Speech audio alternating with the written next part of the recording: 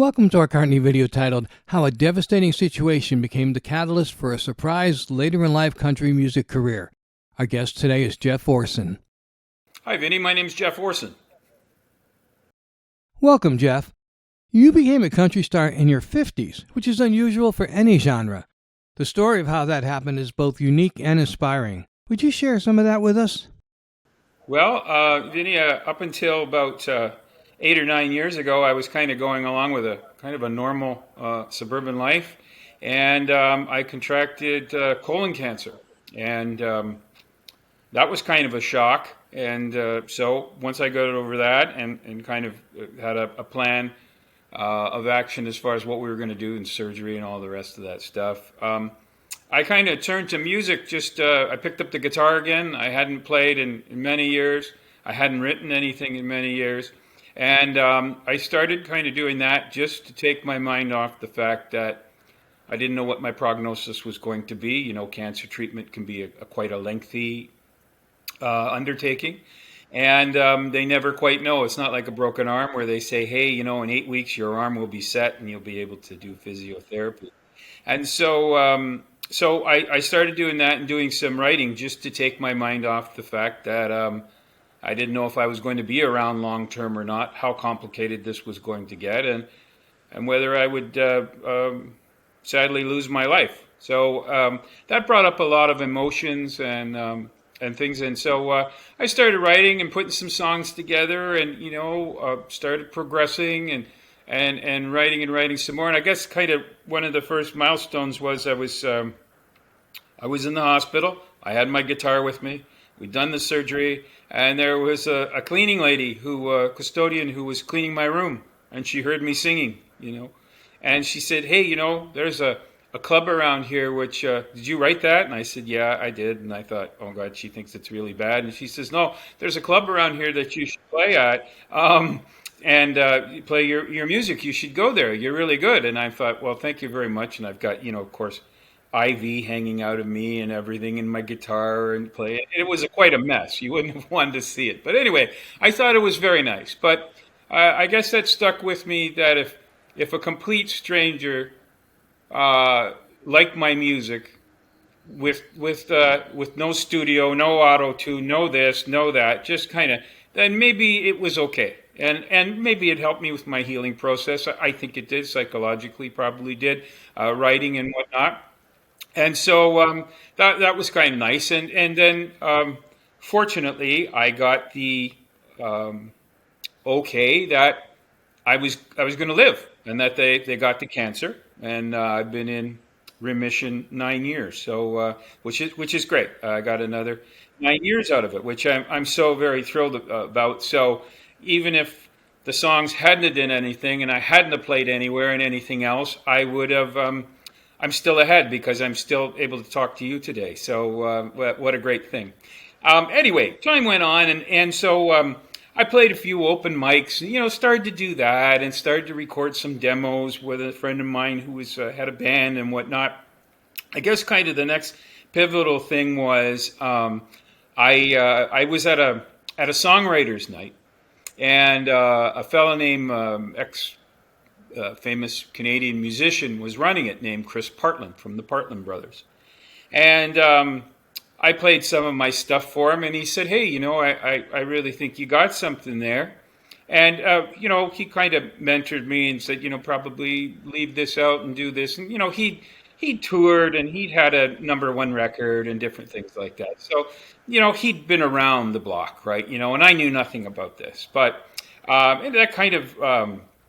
that kind of information and whatnot, it really helped. And so we did some tracks and whatnot, and didn't really do anything with the record at all. But anyways, it kind of taught me how to record and whatnot, and he got me some shows and different things, early stuff. But the real thing, next thing happened. I got invited to do a Nashville Songwriters Night in Toronto, Ontario, here in Canada. And that night, one of the features, the big names, he cut his hand. And I was supposed to do like one song with the openers. And so the stage manager came to me and said, I said, oh no, I'm going to get cut. You know, he looked really nervous, and he said, one of our headliners is not going to make it tonight.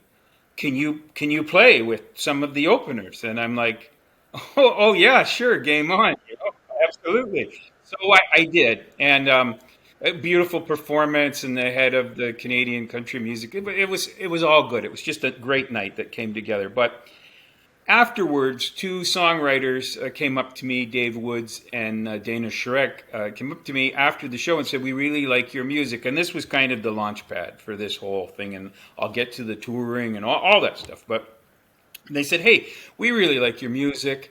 Would it be, we'd like to write a song with you.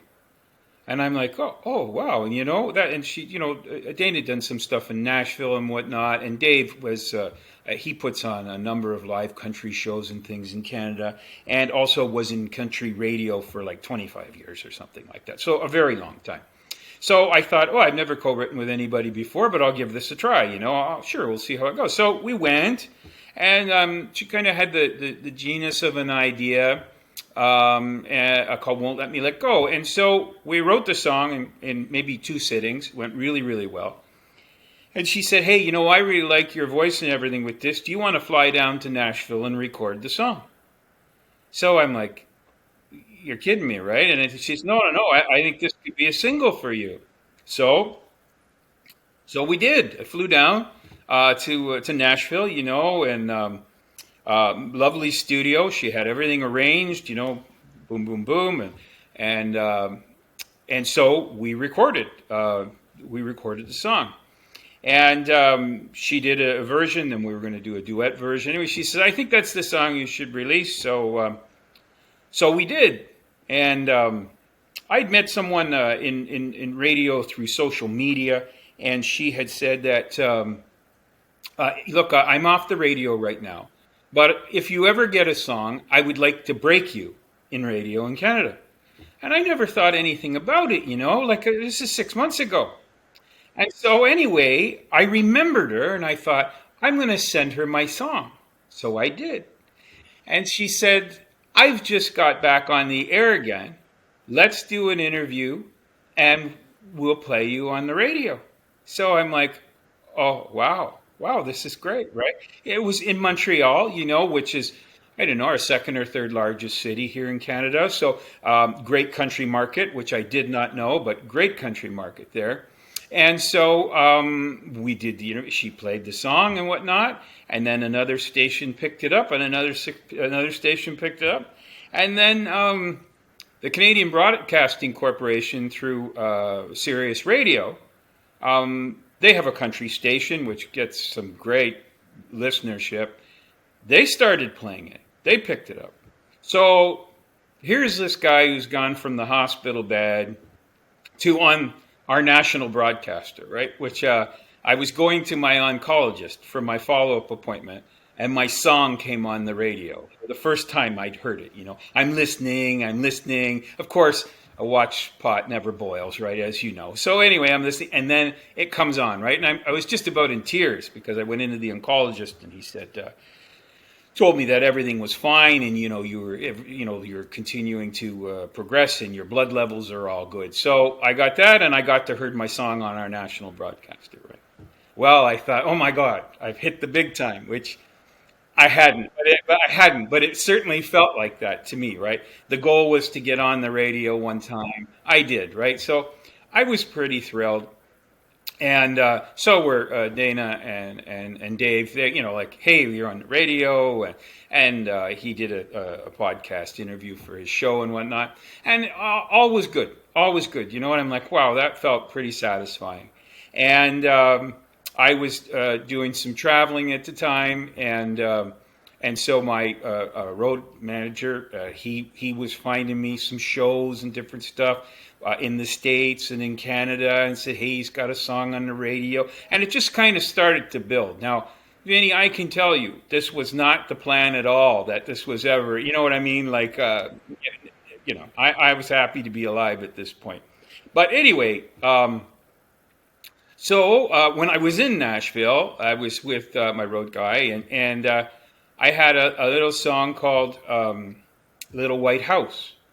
And I was picking it to him, and he said, that's pretty catchy. I would record that, if you're going to record again. I said, man, I think this is just a one-shot deal, so I don't know if I'm going to record it again, right? So anyways, he said, no, you should record it.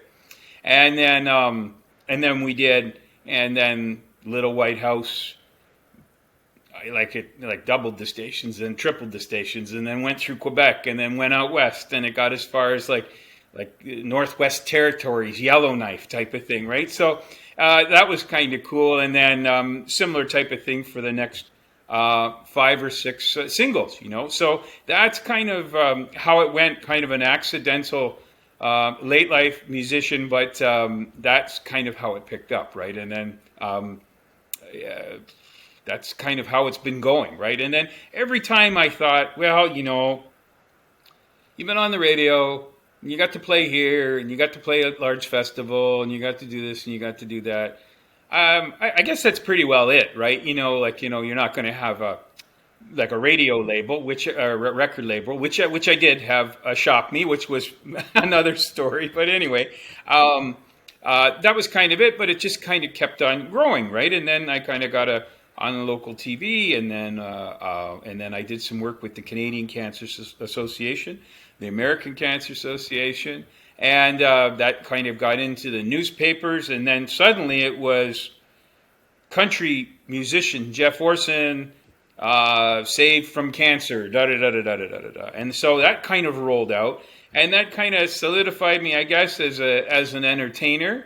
And we had all the Toronto Star and the Globe and Mail. Everybody called. We had the television station inside my house. National broadcaster, two of them, right?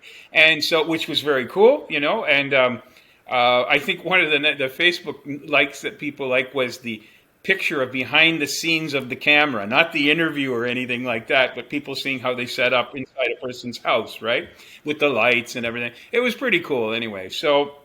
That's kind of we raised some money for American Cancer Society and then here in Canada, and then we did a whole awareness program. So I hope, and what was really cool, I got to tell you, one of the most rewarding things, was I had people coming up to me saying, I went and got tested for colon cancer after hearing your story, and I'm like, oh.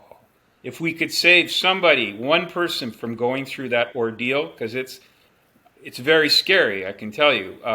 When someone says the C word, you're like, oh, your life changes forever. When I heard that, I'm like, I hopefully entertained some people, and they liked the music and whatnot, and we did some good, and that's really. That was such a great thing, right? To think, well, maybe someone did get tested, and maybe they did have an early detection, because survival rates are very high amongst early detection. So I thought, well, maybe if you did that, what a wonderful thing. If that's what I was supposed to do with this music thing and that's it, well, that's okay. That's fine with me. That's quite a story. When you started writing songs in the hospital, were they sad, woe is me type of songs, or were they more hopeful? They were sad. They were sad, but they weren't woe is me. I wrote a lot. I like writing ballads. Of course, popular music's, we want 90 beats a minute, 3.5 minute songs, 90 beats a minute. And we don't want to hear any ballads, okay? So anyway, but when I first started doing, they were there were some sad ones there, right? And I remember doing some of my first shows, and they're like, Canada's saddest songwriter or something like that. A lot of sad love songs and stuff like that. But anyway, I think probably that was.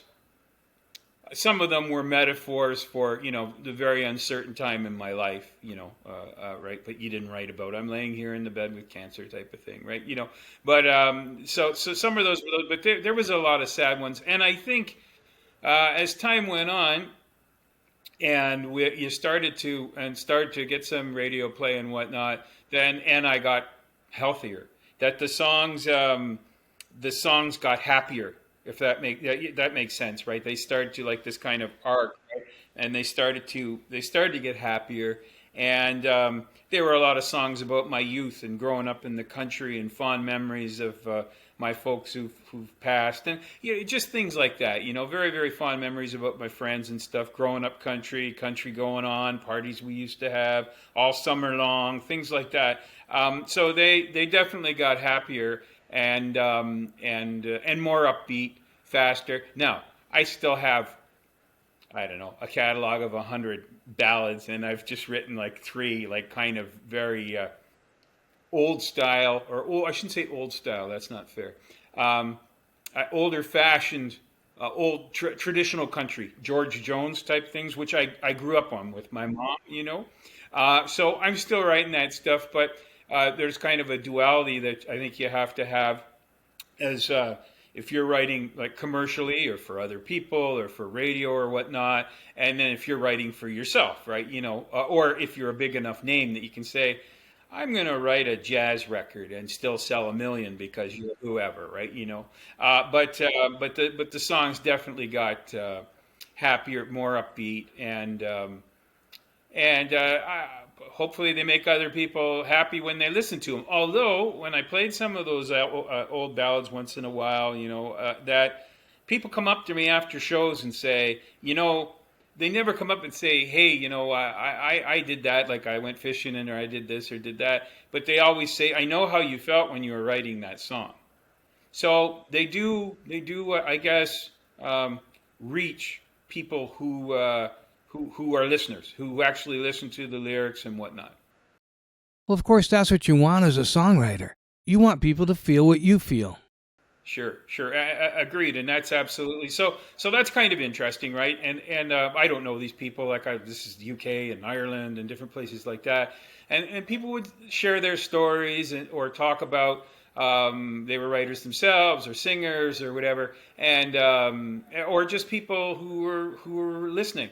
And I thought that was kind of interesting. Music is the type of thing that even if you don't know anyone or you don't speak their language or you don't really understand their culture or their background, that I think you can connect with people on that level that you can't in many other ways. Well, you've certainly done that. You've toured internationally quite a bit. How did that come about? Yeah, sure. It kind of started out with some, like as I said, some local gigs and whatnot, and then wherever I'm traveling with work, and wherever it was, my road guide was always able to find me shows wherever I were. When I was out in Singapore, and so he found a place that had live country music and sent him a couple of my songs and whatnot. And then like that was an amazing story in the fact that in Singapore, for example, and like Canada, like if you're anybody, you have live music. Like if you're a serious club, they have like pre-recorded music that they play in clubs and stuff, but live music is kind of the pinnacle there. So it's a big market for live music. So much easier to find shows in a country like that, even if they don't know you, right? So anyway, I went and I was supposed to play a set. They had a house band which was like totally amazing, right? Like we ran through the charts like once in the songs, and they're like, "Don't worry, we'll be able to cover it," right? And then they had a honky tonk piano and the lead guitar. Anyway, so people drank. They kept on drinking, right? And listening. And the owner, he loved that, right? So he's like, "Can you play some more? Play some more." So I think we finished up at, I don't know, 1 or 2 o'clock in the morning there, with 3 or 4 sets. So that was kind of it. And then, of course, large club like that, they know everybody in town, right? And so like, oh, he's good. And so it kind of went on like that. So I guess I was able to, very fortunate to have obviously a keen pair of eyes on the ground through my guy who helped book me, but also just fortuitous that I was in the right place at the right time when they wanted to listen to country music, I guess, if that's the type of thing, right? And then and so wherever I started to travel, I would play, and then I started to get invited to play places, which was kind of cool, right? Went over to Sweden, I played for 3 or 4 nights there and did a big thing for Swedish for the Pink Ribbon campaign for breast cancer in Sweden. And so that was kind of cool. Played in this giant castle, right? And we had an opera singer and then another piano player, and then we had me.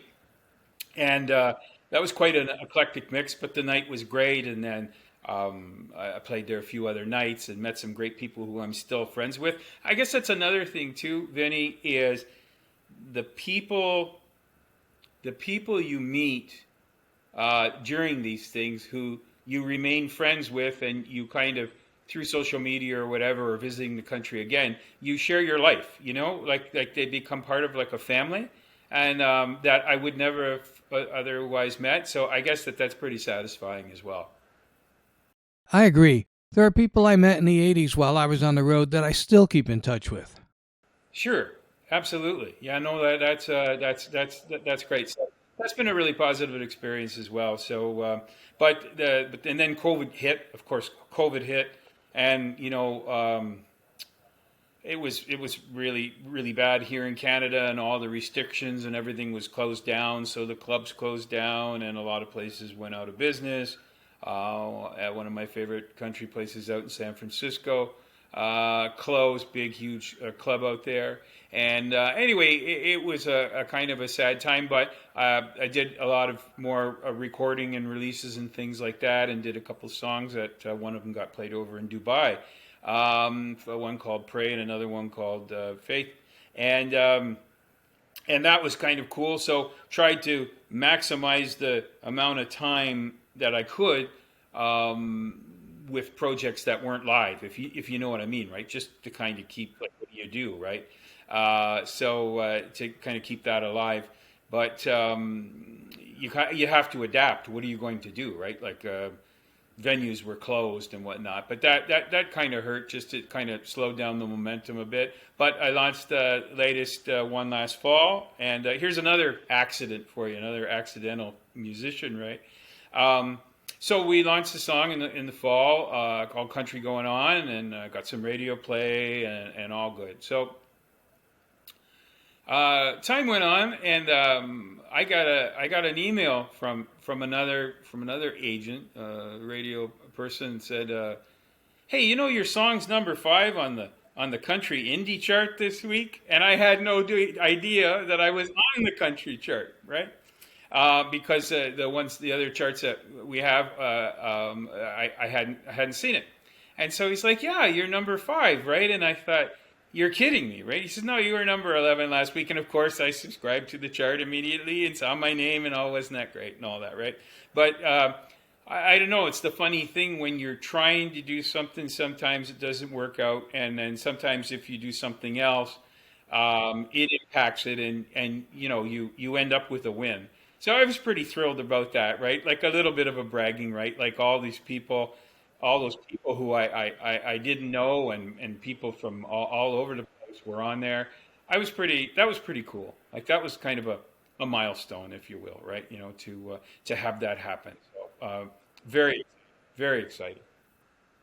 So, how does it feel to have a whole new career at this stage of your life? How does it feel? I think, Vinny, that I think I used to identify maybe with work and like kind of a professional life and whatnot.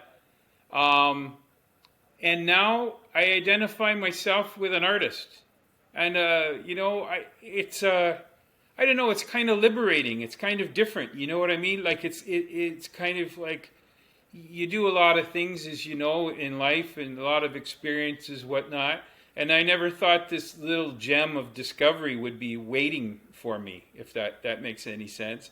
And so that's been really, really enjoyable. That that came along that late in life, and that it was kind of took a bad experience, with cancer, and kind of a maybe kind of a hobby, kind of a very personal. Writing is a very personal thing, as and putting yourself out there. I think that it kind of turned from that into this kind of new beginning. So it's been kind of a rebirth. So and certainly the first time when you're on the radio or someone knows you or someone asks you to sign their CD or whatever it is, like I never thought any of that would ever happen to me. I mean, like, you know what I mean? Like, I just didn't think that was in the realm of possibilities. So, so when those things happen,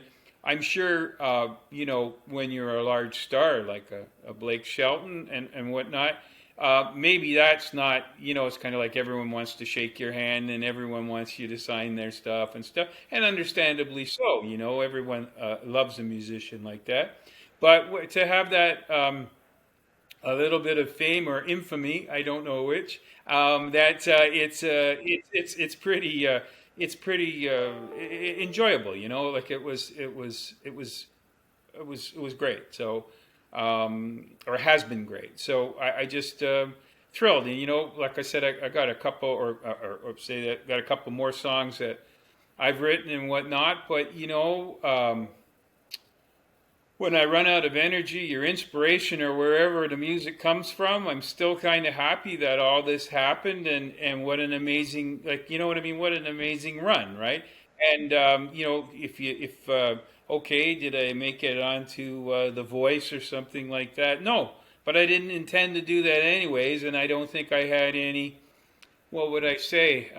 Because I'm older. That I had any ideas that that was going to happen. So I'm not kind of like brokenhearted that, like, oh, I didn't make it. Like maybe perhaps someone who's younger and who's really put a lot of time and effort into their music, and they're disappointed when it doesn't happen for them, or it doesn't happen as quickly as they would like it to. And when you're younger, you're in a rush. You're like there is no tomorrow, and you want it, now.